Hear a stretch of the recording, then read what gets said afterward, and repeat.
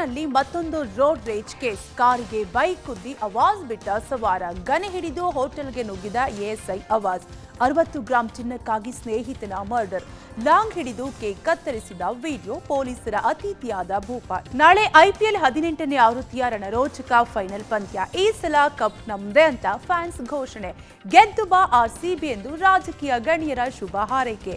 ಈ ಎಲ್ಲ ಸುದ್ದಿಗಳನ್ನು ನೋಡೋಣ ಕರ್ನಾಟಕ ಟಾಪ್ 20ಯಲ್ಲಿ. ಕಳೆದ 3 ವರ್ಷದಿಂದ ರಷ್ಯಾ ಉಕ್ರೇನ್ ನಡುವೆ ಯುದ್ಧ ನಡೀತಿದೆ. ಈ ಸುದೀರ್ಘ ಸಮರಕ್ಕೆ ಕೊನೆಯೇ ಇಲ್ಲವಾಗಿದೆ. ಸೋಲೊಪ್ಪಿಕೊಳ್ಳಲು ತಯಾರಿಲ್ಲದ ಎರಡು ದೇಶಗಳು ಜಿದ್ದಿಗೆ ಬಿದ್ದು ತಮ್ಮ ದಾಳಿ ಪ್ರತಿದಾಳಿಗಳನ್ನ ಮುಂದುವರೆಸಿವೆ. ಮೊನ್ನೆ ಉಕ್ರೇನ್ ರಾಜಧಾನಿ ಕೀವ್ ಸೇರಿ ಹಲವು ನಗರಗಳ ಮೇಲೆ 472 ಡ್ರೋನ್ಗಳಿಂದ ಅಟ್ಯಾಕ್ ಮಾಡಿತ್ತು. ಇದಕ್ಕೆ ಪ್ರತಿಯಾಗಿ ಉಕ್ರೇನ್ ಕೂಡ ರಷ್ಯಾಗೆ ನುಗ್ಗಿ ಡ್ರೋನ್ಗಳ ಸುರಿಮಳೆಗೈದಿದೆ. ಉಕ್ರೇನ್ ಡ್ರೋನ್ ದಾಳಿಗೆ ಪುಟಿನ್ ನಾಡು ತತ್ತರಿಸಿದೆ. ಉಕ್ರೇನ್ ಗಡಿಯಿಂದ 4300 ಕಿಲೋಮೀಟರ್ ಒಳಗೆ ನುಗ್ಗಿ 117 ಡ್ರೋನ್ಗಳು ಅಟ್ಯಾಕ್ ಮಾಡಿವೆ. 9 ಗಂಟೆಗಳ ಕಾಲ ಡ್ರೋನ್ ದಾಳಿ ನಡೆಸಿವೆ. ಉಕ್ರೇನ್ ಡ್ರೋನ್ ದಾಳಿಗೆ 5 ರಿಂದ 6 ರಷ್ಯಾದ ವಾಯುನೆಲೆಗಳು ಛಿದ್ರಗೊಂಡಿವೆ. 40 ಏರ್ಕ್ರಾಫ್ಟ್ಗಳು ಧ್ವಂಸಗೊಂಡಿವೆ.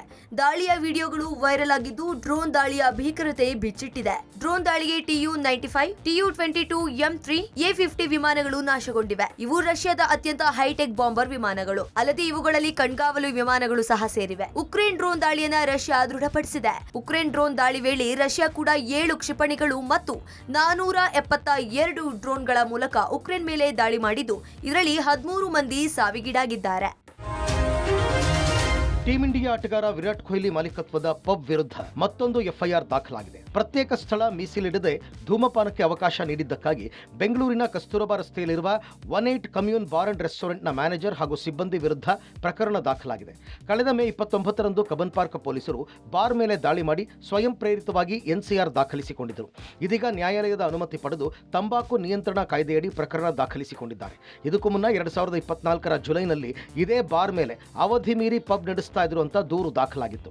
2024ರ ಜುಲೈ 6ರಂದು ರಾತ್ರಿ 1:20ರವರೆಗೆ ಪಬ್ ತೆರೆದಿತ್ತು. ರಾತ್ರಿ ಗಸ್ತಿನಲ್ಲಿದ್ದ ಸಿಬ್ಬಂದಿಗೆ ಪಬ್ ಓಪನ್ ಇರುವುದಾಗಿ ಮಾಹಿತಿ ಇತ್ತು. ಸ್ಥಳಕ್ಕೆ ಹೋಗಿ ಪರಿಶೀಲಿಸಿದಾಗ ಅವಧಿ ಮುಗಿದಿದ್ರೂ ಗ್ರಾಹಕರು ಇದ್ರು. ಹೀಗಾಗಿ ಕಬ್ಬನ್ ಪಾರ್ಕ್ ಪೊಲೀಸ್ ಠಾಣೆಯಲ್ಲಿ ಎಫ್ಐಆರ್ ದಾಖಲಾಗಿತ್ತು. ಎಷ್ಟೇ ಕಠಿಣ ಕಾನೂನು ಜಾರಿಗೊಳಿಸಿದರೂ ಬೆಂಗಳೂರಿನಲ್ಲಿ ರೋಡ್ ರೇಜ್ ಪ್ರಕರಣಗಳಿಗೆ ಕಡಿವಾಣ ಹಾಕೋದಕ್ಕೆ ಆಗ್ತಾನೆ ಇಲ್ಲ.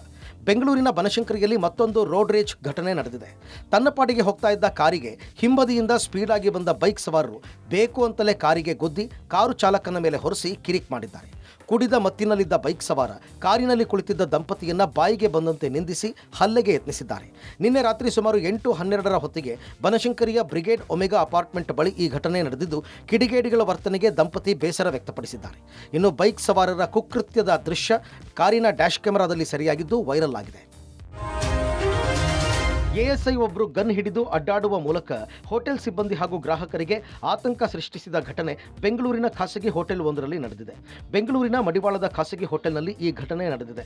ಹೋಟೆಲ್ನಲ್ಲಿ ಸಿಬ್ಬಂದಿ ಹಾಗೂ ಮ್ಯಾನೇಜ್ಮೆಂಟ್ ನಡುವೆ ಯಾವುದೋ ವಿಚಾರಕ್ಕೆ ವಾಗ್ವಾದ ನಡೆದಿದೆ. ಈ ವೇಳೆ ಪರಿಚಿತ ವ್ಯಕ್ತಿಯೊಬ್ಬರು ಪೊಲೀಸ್ ಕಂಟ್ರೋಲ್ ರೂಮ್ಗೆ ಕರೆ ಮಾಡಿ ವಿಚಾರ ತಿಳಿಸಿದ್ದಾರೆ. ಅಲ್ಲೇ ಹೊಯ್ಸಳ ರೌಂಡ್ಸ್ನಲ್ಲಿದ್ದ ಮಡಿವಾಳ ಎಎಸ್ಐ ಕುಮಾರ್ ಕೈಯಲ್ಲಿ ಪಿಸ್ತೂಲ್ ಹಿಡಿದು ಸಿನಿಮಾ ಶೈಲಿಯಲ್ಲಿ ಎಂಟ್ರಿಯಾಗಿ ಹೋಟೆಲ್ ಸಿಬ್ಬಂದಿಗೆ ಆವಾಜ್ ಹಾಕಿದ್ದಾರೆ. ಎಎಸ್ಐ ಕೈಯಲ್ಲಿ ಗನ್ ಕಂಡ ಹೋಟೆಲ್ ಸಿಬ್ಬಂದಿ ಹಾಗೂ ಗ್ರಾಹಕರು ಗಾಬರಿಗೊಂಡಿದ್ದಾರೆ.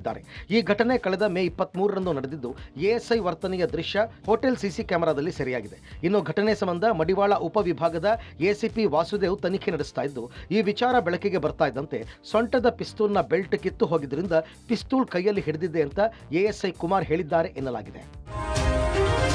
ಕಳೆದ ಏಪ್ರಿಲ್ 18ರಂದು ಮೈಸೂರು ಜಿಲ್ಲೆಯಲ್ಲಿ ನಡೆದಿದ್ದ ಕೊಲೆ ಪ್ರಕರಣವನ್ನು ಪೊಲೀಸರು ಭೇದಿಸುವಲ್ಲಿ ಯಶಸ್ವಿಯಾಗಿದ್ದಾರೆ. 60 ಗ್ರಾಂ ಚಿನ್ನಕ್ಕಾಗಿ ಯುವಕನನ್ನ ಕಾರಿನಲ್ಲೇ ಹೊಡೆದು ಮೋಹನ್ ಕುಮಾರ್ ಎಂಬಾತನನ್ನ ಹತ್ಯೆ ಮಾಡಿ ಸುಟ್ಟು ಹಾಕಲಾಗಿದೆ ಎನ್ನಲಾಗಿದೆ. ಚಾಮರಾಜನಗರ ಜಿಲ್ಲೆ ಬ್ಯಾಡ್ರಪುರದ ಮೋಹನ್ ಕುಮಾರ್ ಕೊಲೆಯಾದ ಯುವಕನಾಗಿದ್ದಾನೆ. ಕೊಲೆ ಕೇಸ್ನಲ್ಲಿ ಪ್ರಜ್ವಲ್, ಚಂದು, ಕಬೀರ್ ಕಾಳಯ್ಯ, ದರ್ಶನ್ ಬಂಧನವಾಗಿದೆ. ಮೈಸೂರು ಮೂಲದ ಶ್ರೀನಿವಾಸ್ ಪ್ರಮುಖ ಆರೋಪಿ ಎಸ್ಕೇಪ್ ಆಗಿದ್ದು ಆತನ ಪತ್ತೆಗಾಗಿ ಪೊಲೀಸರು ಬಲೆ ಬೀಸಿದ್ದಾರೆ. ಹತ್ಯೆಯಾದ ಮೋಹನ್ ಕುಮಾರ್ ಬೋಗಾದಿ ಲಾಡ್ಜ್ ಒಂದರಲ್ಲಿ ಮ್ಯಾನೇಜರ್ ಆಗಿದ್ದ. ಲಾಡ್ಜ್ನಲ್ಲಿ ಇಸ್ಪೀಟ್ ಆಡಲು ಕೊಲೆ ಆರೋಪಿ ಶ್ರೀನಿವಾಸ್ ತನ್ನ ಪತ್ನಿಯ 60 ಗ್ರಾಂ ಚಿನ್ನದ ಸರ ತಂದಿದ್ದ. ಅವತ್ತು ಹುಣ್ಣಿಮೆ ಕಾರಣ ಯಾರೂ ಗಿರ್ವಿ ಇಟ್ಕೊಳ್ಳೋದಿಲ್ಲ ಅಂತ ಲಾಡ್ಜ್ನ ರೂಮ್ನಲ್ಲಿ ಹಾಸಿಗೆ ದಿಂಬಿನ ಕೆಳಗೆ ಚಿನ್ನದ ಸರ ಇಟ್ಟಿದ್ದ. ಇದೇ ವೇಳೆ ಮೋಹನ್ ಕುಮಾರ್ ಚಿನ್ನದ ಸರ ಕದ್ದು ಸ್ವಗ್ರಾಮ ಬ್ಯಾಡ್ರಪುರಕ್ಕೆ ತೆರಳಿ ಕದ್ದಿದ್ದ ಚಿನ್ನದ ಸರವನ್ನ ಗಿರ್ವಿ ಇಟ್ಟು ನಿಶ್ಚಿತಾರ್ಥ ಮಾಡಿಕೊಂಡಿದ್ದ. ಈ ಬಗ್ಗೆ ಸರಸ್ವತಿಪುರಂ ಠಾಣೆಯಲ್ಲಿ ಕೇಸ್ ದಾಖಲಾಗಿತ್ತು.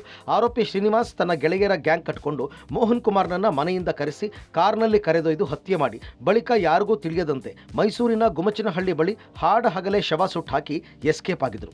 ಪ್ರಕರಣ ದಾಖಲಿಸಿಕೊಂಡಿದ್ದ ಜೈಪುರ ಠಾಣೆ ಪೊಲೀಸರು ತನಿಖೆ ನಡೆಸಿದಾಗ ಕೊಲೆ ರಹಸ್ಯ ಬಯಲಾಗಿದೆ.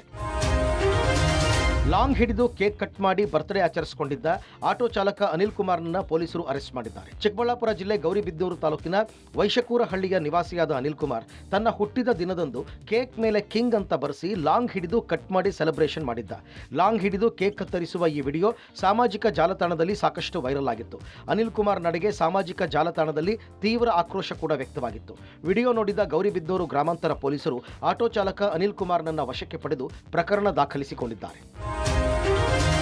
ಅಂತೂ ಇಂತೂ ಐಪಿಎಲ್ 18ನೆಯ ಆವೃತ್ತಿ ಅಂತಿಮ ಘಟ್ಟಕ್ಕೆ ಬಂದಿದೆ. ನಾಳೆ ಆರ್ಸಿಬಿ ಹಾಗೂ ಕಿಂಗ್ಸ್ 11 ಪಂಜಾಬ್ ನಡುವೆ ಫೈನಲ್ ಹಣಾಹಣಿ ನಡೆಯಲಿದೆ. ಗುಜರಾತ್ನ ಮೋದಿ ಕ್ರೀಡಾಂಗಣದಲ್ಲಿ ನಡೆಯಲಿರುವ ಐಪಿಎಲ್ ಫೈನಲ್ ಪಂದ್ಯಾವಳಿಯಲ್ಲಿ ಆರ್ಸಿಬಿ ಗೆಲುವು ಸಾಧಿಸಲಿ ಅಂತ ಆರ್ಸಿಬಿ ಫ್ಯಾನ್ಸ್ ಶುಭ ಹಾರೈಸಿದ್ದಾರೆ. ಕಳೆದ 17 ವರ್ಷಗಳಿಂದ ಆರ್ಸಿಬಿಗೆ ಐಪಿಎಲ್ ಕಪ್ ಮರೀಚಿಕೆಯಾಗಿದ್ದು, ಈ ಬಾರಿ ಗೆದ್ದು ಆ ಕೊರತೆಯನ್ನ ನೀಗಿಸಲಿ ಅಂತ ಕೋಟ್ಯಾಂತರ ಅಭಿಮಾನಿಗಳು ಹಾರೈಸಿದ್ದಾರೆ.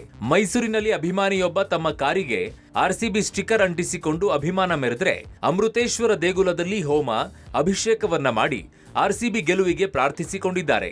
ಬೆಂಗಳೂರಲ್ಲಿ ಆರ್ಸಿಬಿ ಅಭಿಮಾನಿಯೊಬ್ಬ ನಾಳೆ ಪಾನಿಪುರಿ ಉಚಿತ ವಿತರಣೆ ಮಾಡೋದಾಗಿ ಹೇಳಿದ್ದಾನೆ. ಹುಬ್ಬಳ್ಳಿ, ಹಾಸನ, ಧಾರವಾಡದಲ್ಲೂ ಕೂಡ ಈ ಸಲ ಕಪ್ ನಮ್ಮದೇ ಅಂತ ಅಭಿಮಾನದ ಘೋಷಣೆ ಕೂಗಿ ಶುಭ ಹಾರೈಸಿದ್ದಾರೆ. ನಾಳೆ ಆರ್ಸಿಬಿ ಪಂಜಾಬ್ ಕಿಂಗ್ಸ್ ನಡುವೆ ಐಪಿಎಲ್ ಫೈನಲ್ ಹಣಾಹಣಿ ನಡೆಯಲಿದೆ. ಆರ್ಸಿಬಿ ಗೆಲುವಿಗಾಗಿ ಕೇವಲ ಕ್ರೀಡಾಭಿಮಾನಿಗಳು ಶುಭ ಹಾರೈಸುವ ಜೊತೆಗೆ ರಾಜಕೀಯ ಗಣ್ಯರೂ ಕೂಡ ಈ ಸಲ ಕಪ್ ನಮ್ಮದೇ ಅಂತ ಶುಭ ಹಾರೈಸಿದ್ದಾರೆ. 17 ವರ್ಷಗಳಿಂದ ಆರ್ಸಿಬಿಗೆ ಮರೀಚಿಕೆಯಾಗಿರುವ ಐಪಿಎಲ್ ಕಪ್ ಈ ಸಲ ಕರ್ನಾಟಕದ ಆರ್ಸಿಬಿ ಗೆದ್ದು ಬೀಗಲಿ ಅಂತ ಡಿಸಿಎಂ ಡಿಕೆ ಶಿವಕುಮಾರ್, ಕೇಂದ್ರ ಸಚಿವ ಎಚ್ಡಿ ಕುಮಾರಸ್ವಾಮಿ, ವಿಪಕ್ಷ ನಾಯಕ ಅಶೋಕ್ ಆದಿಯಾಗಿ ಅನೇಕ ಗಣ್ಯರು ಶುಭ ಹಾರೈಸಿದ್ದಾರೆ.